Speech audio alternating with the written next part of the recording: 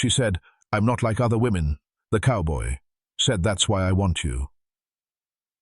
The morning was cold enough to bite through wool, the kind of stillness that made every sound feel sharper. Frost clung to the wooden fence rails, and the land stretched wide under a pale sky that had not yet decided if it would brighten. The old ranch house stood tired and quiet, its windows clouded with dust, its roof sagging as though weary of keeping out the wind. A single lantern glowed faintly inside, a fragile warmth in the middle of so much emptiness. Ethan McGraw stepped out onto the porch with his coat pulled tight.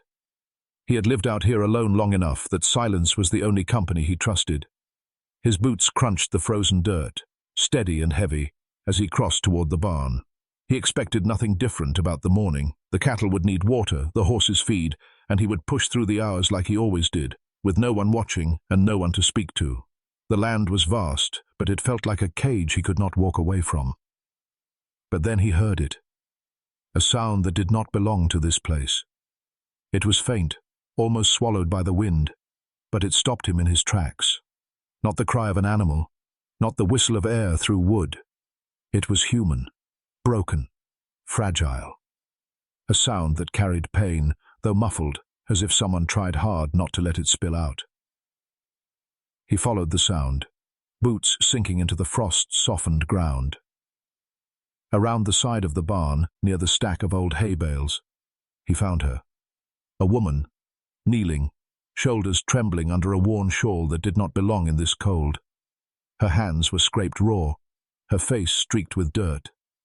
She did not look up when his shadow fell over her. She stayed hunched, as though the earth itself had pressed her down.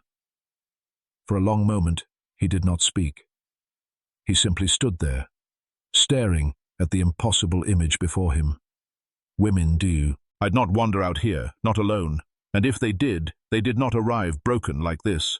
She looked young, but something in her posture told him she had already carried more than her years should hold. Her lips moved faintly, whispering words too soft to hear, perhaps not meant for him at all. Ethan's chest tightened. He should have walked back, should have left her to whatever fate had dropped her at his doorstep. But his boots stayed planted. His breath slowed, heavy in the morning air, as the silence stretched between them. A silence so sharp, it seemed to carve itself into memory. She did not raise her head when Ethan spoke her name, though he realized he did not even know it yet. He cleared his throat, the sound rough in the frozen air, and asked if she was hurt. No answer came. Only the quiet tremble of her hands against the hay, as if she fought to keep herself from collapsing.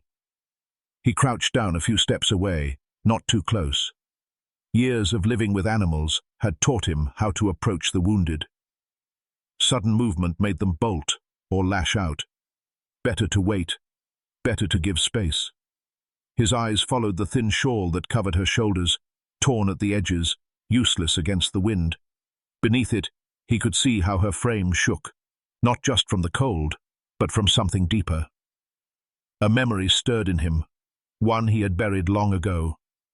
The face of his younger sister, Anna, years back on a night just like this. She had sat at the kitchen table after their father's rage, silent, bruises blooming under her sleeves. She had kept her eyes down then too. That same kind of silence lived in this woman now, not the silence of choice, but of survival. His chest tightened with old anger. He had left home to escape that kind of cruelty, yet here it was again, kneeling in his barnyard as if the land itself would never let him outrun it. He spoke again, softer this time, asking if she had somewhere to go, someone to return to. Still she gave no answer. She only pressed her hands tighter into her lap, her lips forming a word he could not hear. The sight of it cut him, deeper than any spoken plea could. A war began inside him. He had spent years making a life that required no one, no promises, no voices in his house, no risk of loss. To take her in, even for a day, would mean opening that door again. It would mean stepping into the weight of someone else's pain, and he was not sure he could carry that anymore. But he also knew the land. A woman left alone out here would not survive the night. The cold would take her, if the wolves or men didn't. He thought of riding into town, leaving her at the church steps, letting someone else deal with what fate had delivered.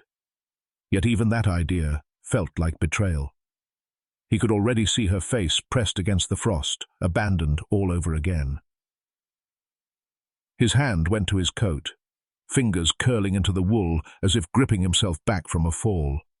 He wanted to walk away. God help him, he wanted to. But the memory of Anna's lowered eyes would not let him. Finally, he exhaled, the decision weighing itself into his bones.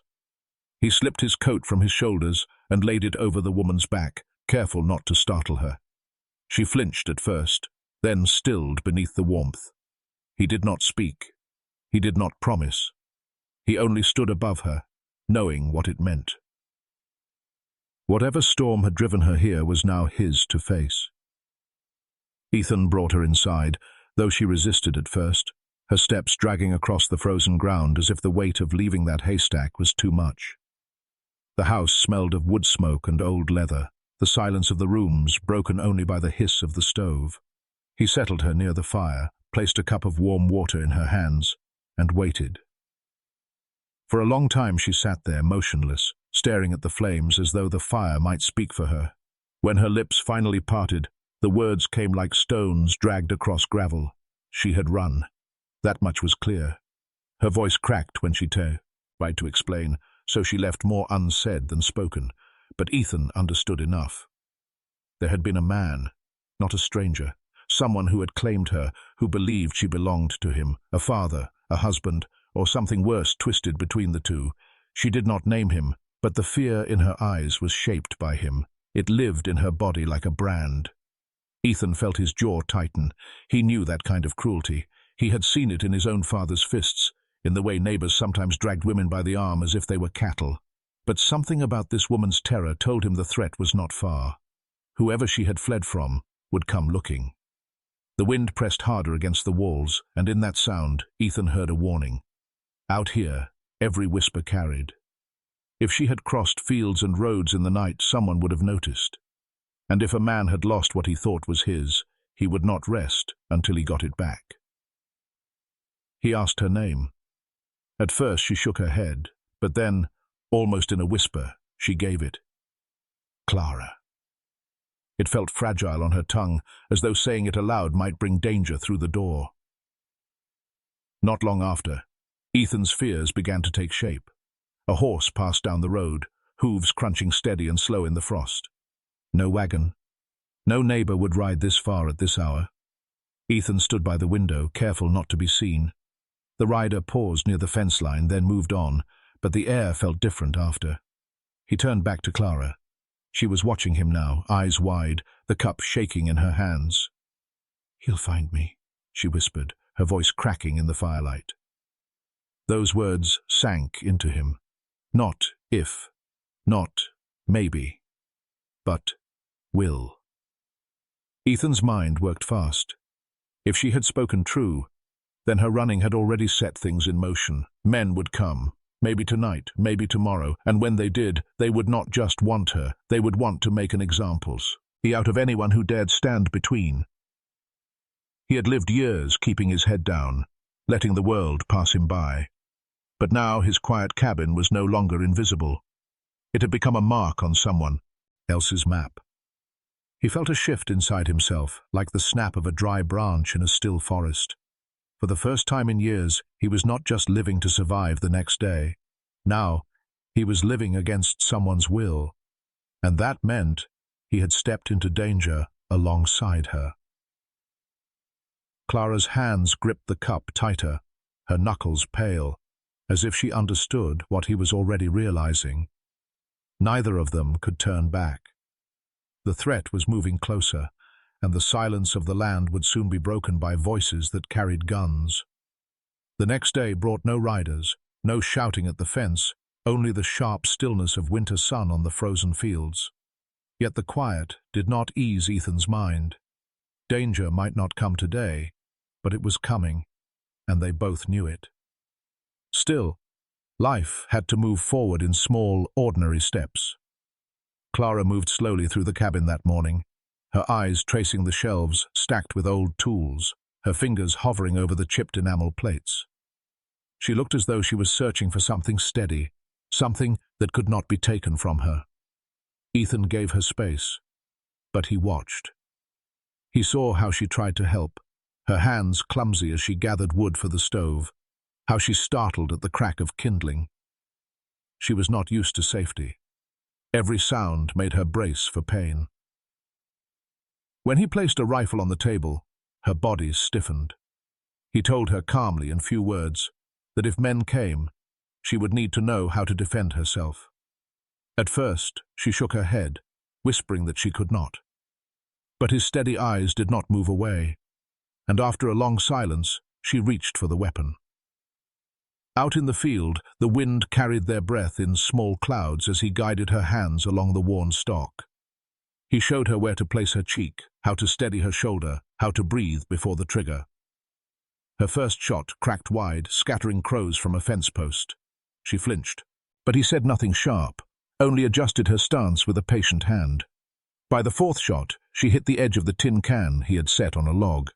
Her lips did not smile, but her eyes flickered with something like relief, the smallest spark of strength. Later, as the sun sank low, they shared a meal by the fire. Bread, beans, nothing more. Yet she ate with a quiet hunger that made him wonder how long she had gone without. When she noticed him watching, she lowered her gaze, ashamed of her appetite. Ethan shook his head softly, breaking his bread in half and setting it on her plate. That night, when the fire dimmed and the silence grew heavy, she spoke of her scars. Not all, not in detail, but enough. The way hands had gripped her too hard, the way promises had turned to threats. She touched the faint mark at her wrist, and he understood without her needing to explain. Ethan listened, his jaw tight, the old anger rising again. Then, almost without thinking, he rolled up his sleeve and showed her the scar along his forearm, a jagged reminder from his father's belt when he was young. He did not speak much about it, only said that pain like that never truly faded. She looked at the scar for a long time, her fingers hovering but never touching, as if to say she understood. The room felt different after that. The silence was no longer heavy with fear, but softened by recognition. They were two people carved by cruelty, sitting side by side in the glow of a fire, finding a fragile peace in the fact that neither was alone in their wounds. For a fleeting moment, as the night pressed against the cabin walls, it felt like the world had paused just for them, a breath of stillness before the storm they both knew was coming. The third night came heavy with clouds. The moon hid itself, and the land felt darker than usual, as if holding its breath. Ethan sensed it before he saw it. That shift in the air, the unnatural stillness of the cattle in their pens, the faint echo of hooves carried on the wind. He stood at the window, rifle in hand, eyes narrowed toward the road. Clara sat by the fire, her face pale. She seemed to know before he spoke. "It's him," she whispered, her voice brittle as glass. Soon after, lanterns bobbed in the distance. Not one rider, 3, maybe 4. Shadows loomed taller as the men drew closer, their voices carrying across the frozen earth. Harsh laughter, commands barked, the kind of sound that had always belonged to men who believed the world was theirs to take. Ethan stepped outside, the door creaking behind him. His breath hung in the cold as he leveled his rifle at the dark shapes near the fence.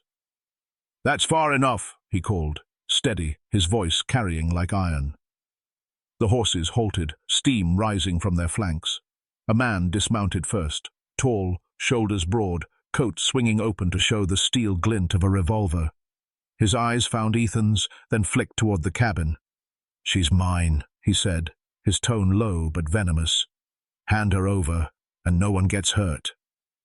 Clara's voice broke from the doorway behind Ethan, trembling but clear enough to pierce the night. "I'm not yours anymore." The man laughed, a sound without joy. "You think one coward with a gun can change what you are? You belong where I put you." Ethan's finger rested near the trigger, but his mind burned with choice. He could step aside, let her be dragged back into the nightmare she had escaped. He could keep his own life, keep his land, keep his fragile solitude. or he could stand here against the weight of armed men and risk it all for a woman he had known only days, but who had given him back the memory of his own humanity. "Turn around," Ethan said, his voice steady though his heart thundered. "You ride away now, or you won't ride at all." The other men shifted in their saddles, hands near their weapons. The night cracked with tension. Then, with a sneer, the tall man drew his revolver. The shots rang out almost together. Ethan's rifle roared, the blast echoing across the empty land. One rider toppled from his horse, the others scattering in panic. The tall man staggered, clutching his side, but stayed upright, fury twisting his face. He raised his gun again, eyes blazing toward Ethan. Before he could fire, Clara stepped forward from the doorway. Her hands trembled, but the rifle Ethan had taught her to hold was braced against her shoulder. The barrel pointed straight at the man who had haunted her steps. For a heartbeat, the night froze. Then her shot cracked through the dark. The man fell hard against the earth, the lantern light flickering over his still body. Silence followed, thick, almost unreal. The remaining riders fled into the black, their hoofbeats fading fast, leaving only the hiss of wind and the echo of gunpowder in the air. Ethan turned, his eyes locking on Clara.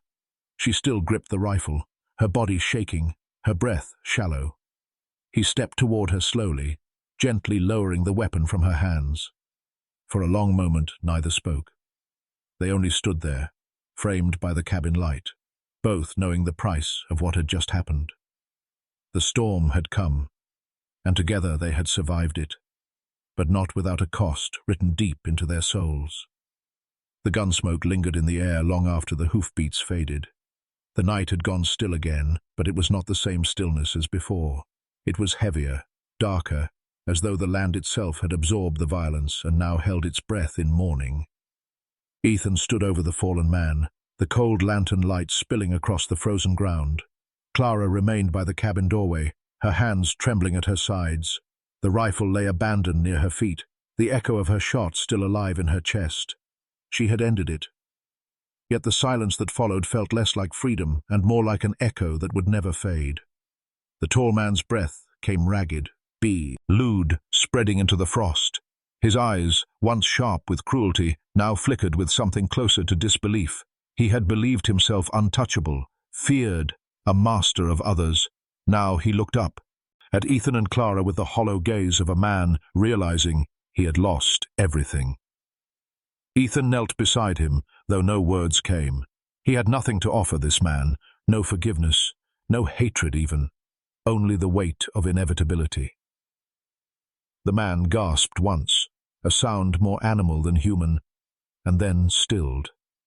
His body slackened, his face tilting toward the earth, as if the land itself claimed him back.